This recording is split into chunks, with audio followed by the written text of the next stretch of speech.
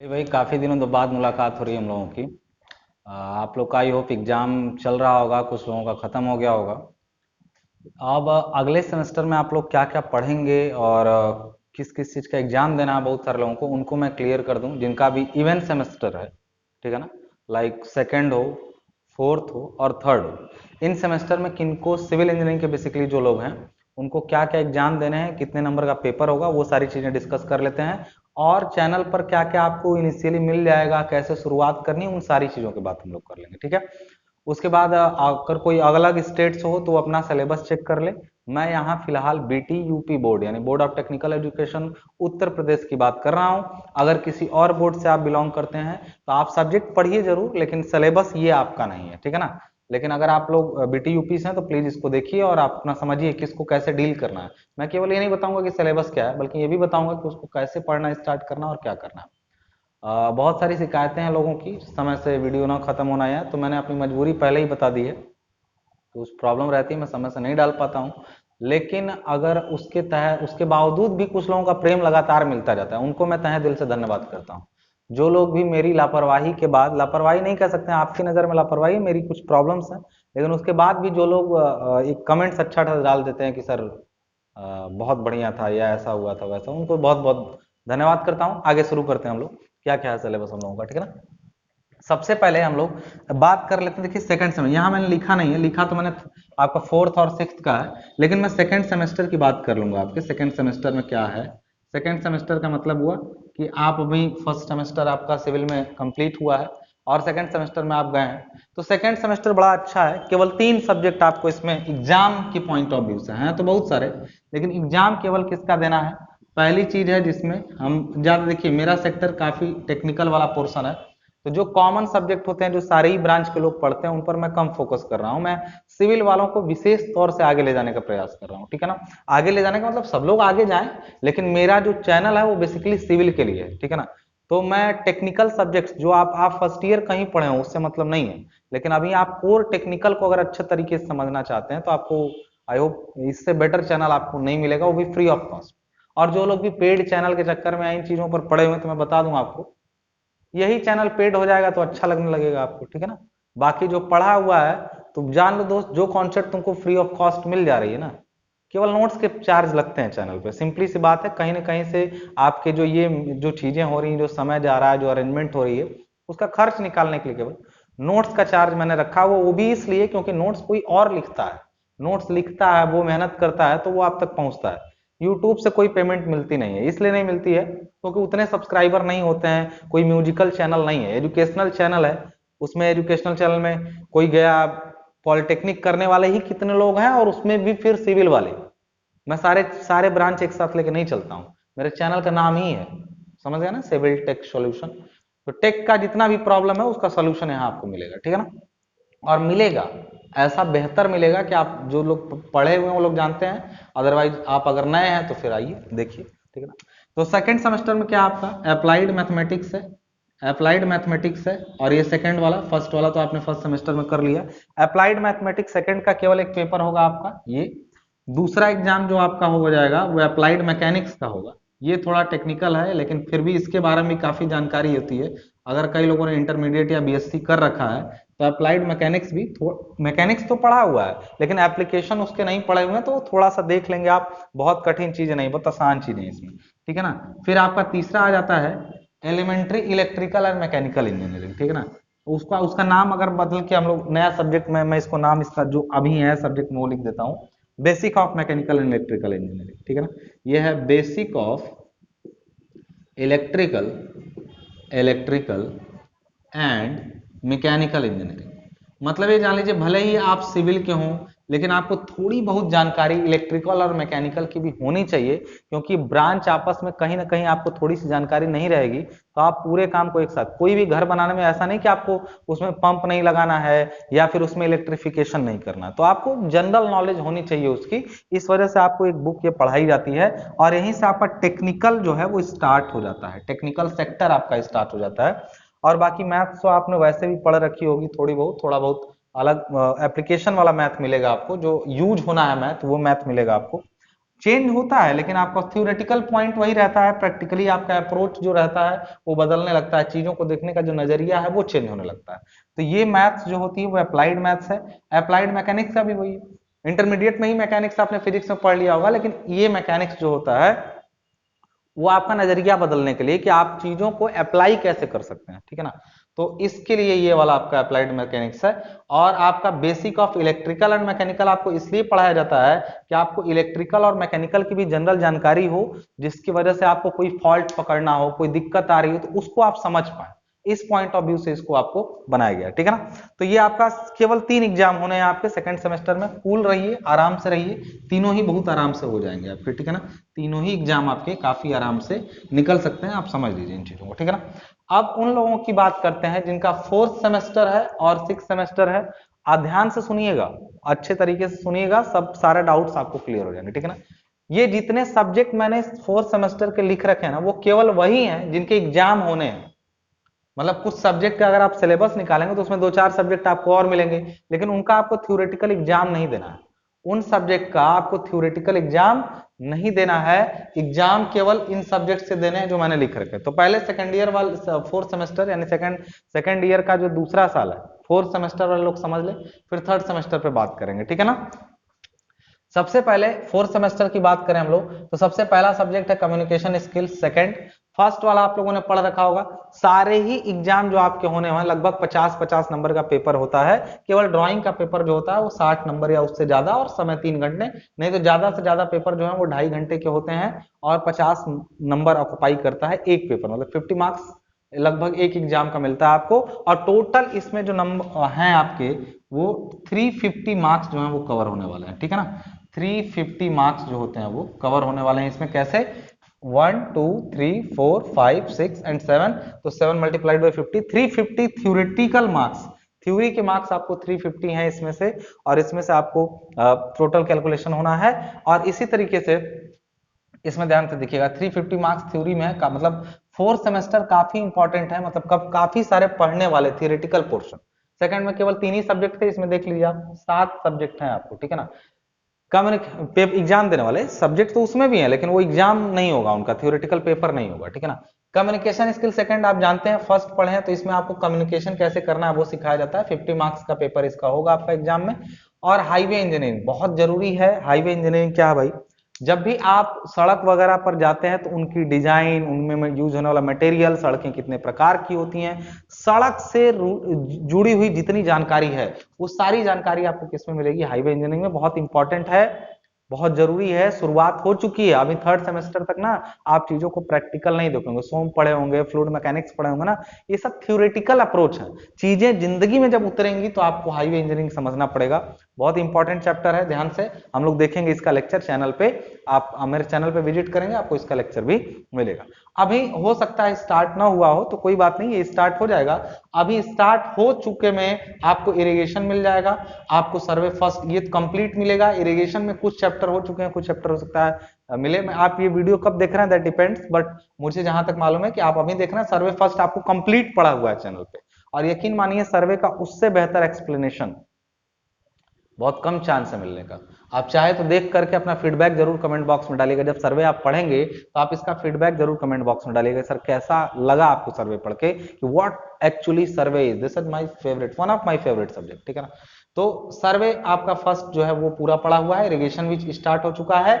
उसके बाद तीसरा है इरिगेशन, मतलब होता है, देखिए हाईवे मैंने बताया सड़क के बारे में, इरिगेशन मतलब होता है सिंचाई। नहरों को बनाना, उनसे पानी लेके खेतों तक पहुंचाना, आर्टिफिशियली पानी पहुंचाने का जो काम है, that is called irrigation engineering. उसके बाद आपका सर्वे। सर्वे क्या है, मैं इसको हल्के में क्या ही बताऊं। Surveying is nothing but the collection of data और determining relative positions of point.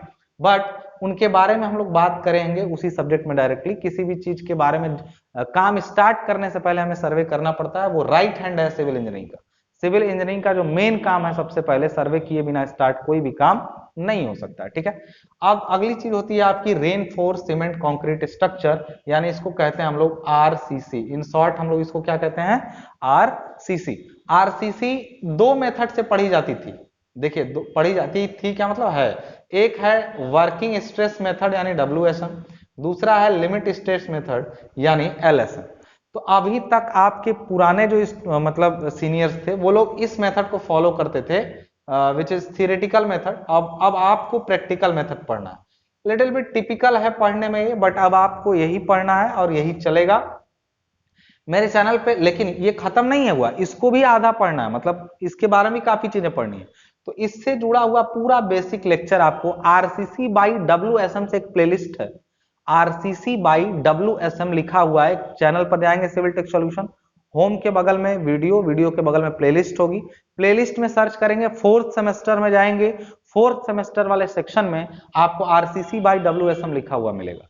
तो आरसीसी में देखिए किसी भी चीज को करने के दो तरीके हैं अलग अलग, और डब्ल्यूएसएम का कंप्लीट जितना आपको जरूरत है वो एकदम समझा समझा के ये बता दिया गया है। तो डब्ल्यूएसएम वाली थ्योरी जो आपको कंप्लीटली समझ लेनी है, ठीक है ना। वहां से एलएसएम की भी थ्योरी का आरसीसी बाई एलएसएम भी पढ़ा हुआ है, ये कंप्लीट नहीं है। ये जितना पढ़ना है उतना कंप्लीट चैनल पे है, ये कंप्लीट अभी नहीं है, ये कंप्लीट आएगा अभी, ठीक है ना। मतलब आया है, इसके भी लेक्चर्स पढ़े हुए हैं, लेकिन बेसिक दोनों का क्लियर है। इसमें केवल बेसिक ही पढ़ना है, इसको पूरा पढ़ना है, तो इसका बेसिक दोनों का क्लियर है। आप वहां से स्टार्ट करिए चैनल से, अब वीडियो धीरे धीरे अपलोड होना उस पर स्टार्ट हो जाएंगे, ठीक है ना। आरसीसी के बारे में एनर्जी कंजर्वेशन है, इसमें तमाम तरह की एनर्जी का यूटिलाइजेशन के बारे में बात की जाएगी, चाहे इलेक्ट्रिकल हो चाहे मैकेनिकल हो, कई टाइप की एनर्जी रहेंगी, उन सारी एनर्जीज के कंजर्वेशन की बात की जाएगी। ये थ्योरेटिकल सब्जेक्ट है, थोड़ा सा इसमें समझने की चीजें हैं, पढ़ पढ़ करके सीखने की चीजें हैं, इसमें न्यूमेरिकल्स वाला अप्रोच आपका नहीं रहने वाला, ठीक है ना। और लास्ट में आएगा आरसीसी डिजाइन। जितना भी आप स्लैब कॉलम ये सब चीजें पढ़ रहे हैं ना, इनकी आपकी ड्राइंग बनानी है। आरसीसी ड्राइंग, ड्राइंग का मतलब हुआ कि आपको कॉलम का ड्राइंग बनाना है, स्लैब का ड्राइंग, मतलब ड्राइंग जो आप पढ़े हुए हैं उसी तरह से आप स्ट्रक्चर्स का ड्राइंग आपको बनाना पड़ेगा, ठीक है ना। और वो ड्राइंग ऐसे बनाई जाएगी, 5-7 ड्राइंग है केवल।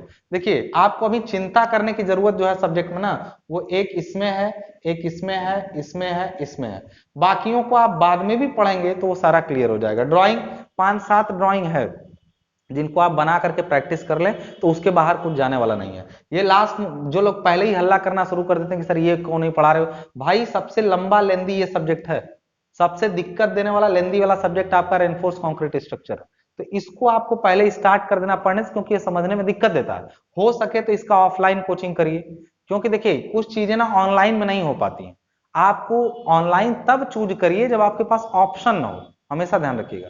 इसका हो सके तो आप ऑफलाइन क्लास, कोई टीचर आपके पास अगर गोरखपुर में है या मेरे से पढ़ना चाहते हैं तो आप गोरखपुर में हैं तो आप यहाँ पढ़ लीजिए। बट इसके बारे में मेरा ये कहना है कि देखिए एक चीज होता है किसी चीज को देखना, एक चीज होता है किसी चीज को महसूस करना। बात समझ में आ रही ना। आप क्रिकेट खेल रहे हैं और क्रिकेट देख रहे हैं, दोनों में अंतर है काफी चीजों, रोमांच अलग अलग है। तो आपको सीमेंट इन सब कोई भी क्लास हो, कोशिश किया कीजिए ऑफलाइन करने का। जब आपके पास ऑप्शन ना हो तब आप ऑनलाइन जाया कीजिए, हमेशा मेरा ये कहना है।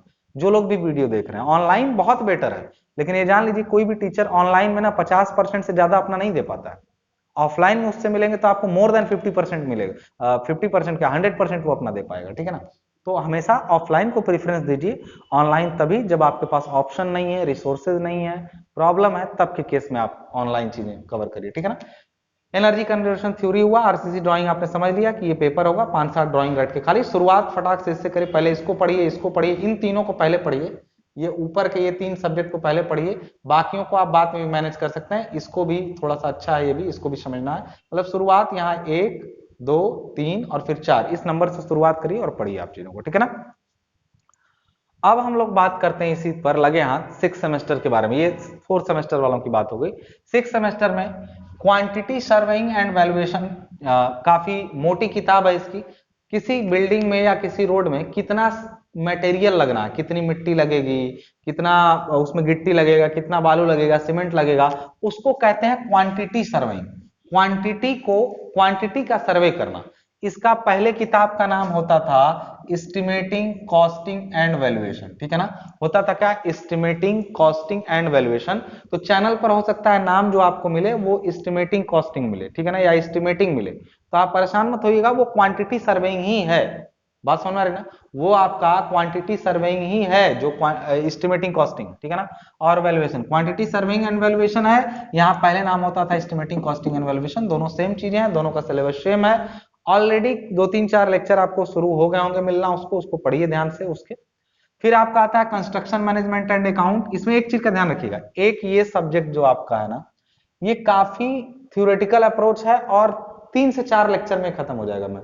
तो इसका एक आध लेक्चर तो ऑलरेडी पढ़ा हुआ है, 2-3 लेक्चर और डालूंगा, और ये पूरा वीडियो ये एग्जाम टाइम में पढ़ना है आपको। अभी से थोड़ा थोड़ा पढ़े तो बहुत बेटर है, लेकिन आपको असल में इसको एग्जाम टाइम पढ़ना है। मतलब बहुत ज्यादा सीखने, मतलब किसी कंस्ट्रक्शन पर काम हो रहा है तो मैनेज होके काम हो, इस चीज का ध्यान रखना है, ठीक है ना।